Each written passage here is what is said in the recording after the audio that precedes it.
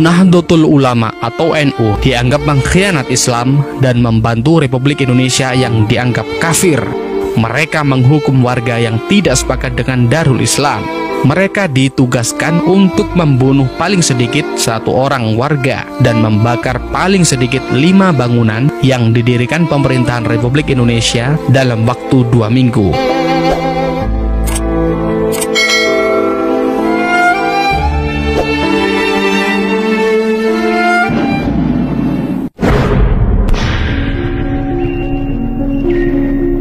Sepulang dari Bandung menuju Jakarta, Kiai Idham Khalid, Ketua 1 PBNU, menginap di Puncak. Tiba-tiba, gerombolan DITII menembakinya dari arah perbukitan.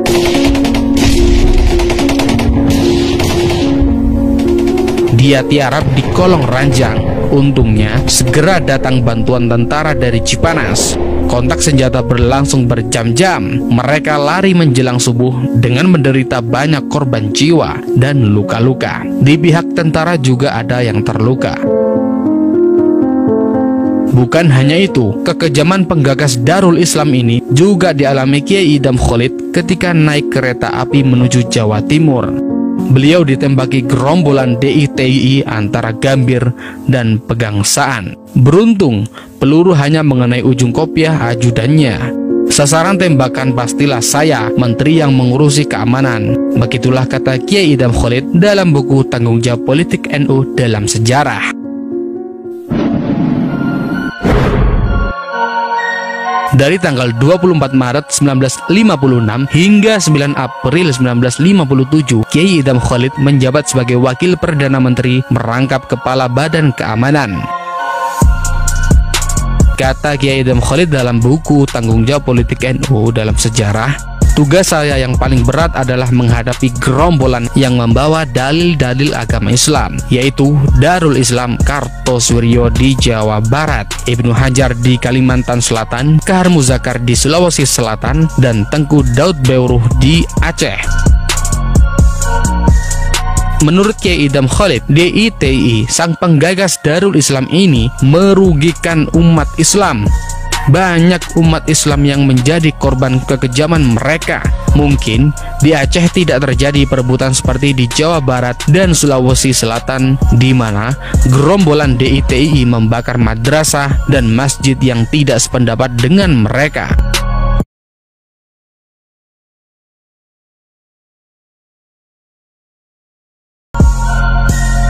NU pun masih dianggap sebagai pengkhianat Islam karena keluar dari Masumi, juga dianggap musuh utama DITII.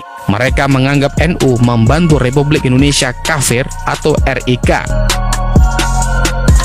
Beberapa orang pimpinan cabang NU di Jawa Barat dibakar rumahnya oleh DITII, bahkan ada yang ditembak mati.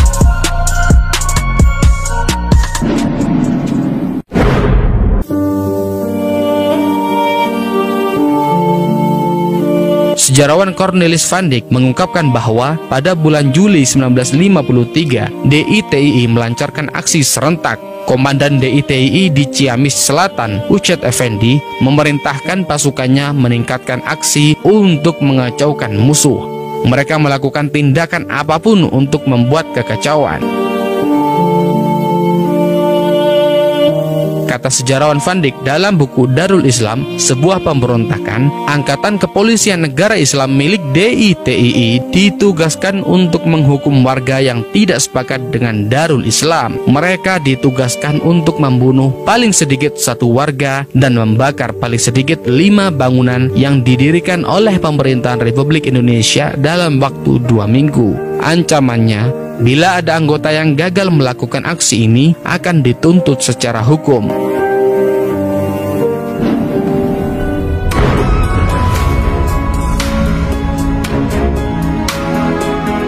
Dalam menghadapi DITII, Kiai Idham Khalid melibatkan para kiai-kiai atau ulama. Beliau membentuk KPK atau Kiai-Kiai Pembantu Keamanan yang diketuai oleh Kiai Haji Muslih dari Jakarta.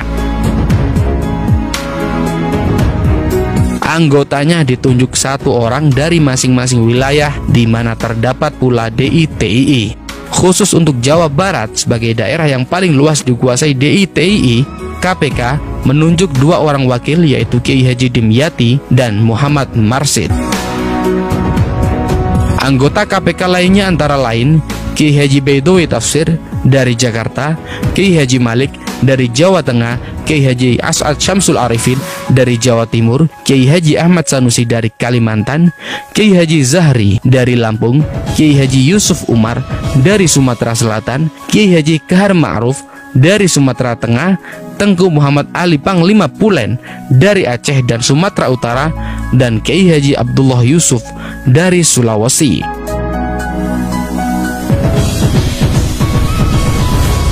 Mereka dengan sungguh-sungguh melaksanakan panggilan kewajibannya sebagai seorang Islam dan warga negara untuk berbicara dengan rakyat tentang kesadaran mematuhi ajaran agama dan hidup bernegara. Mereka melakukan kegiatannya melalui pengajian atau kegiatan lainnya.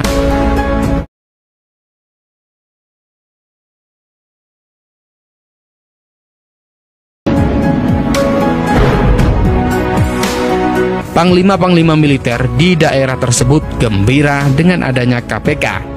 Dalam setiap peninjauan maupun operasi militer, mereka selalu mengikut sertakan KPK. Di daerah yang berhasil dikuasai, sang kiai memberikan ceramah kepada rakyat. Mereka juga memberikan penyadaran, memberikan nasihat kepada anggota gerombolan DITI yang menyerah. Mereka sama sekali tidak diganjar dengan nilai penghasilan tertentu.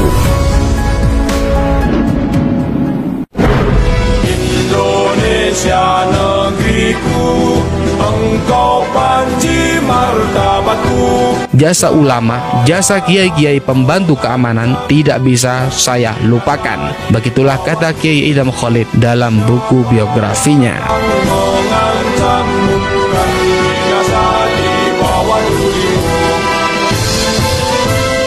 Itulah kekejaman dan teror DITI terhadap NU. Bagaimana Anda memaknai peristiwa ini? Salam mata hati pemuda, salam jas merah.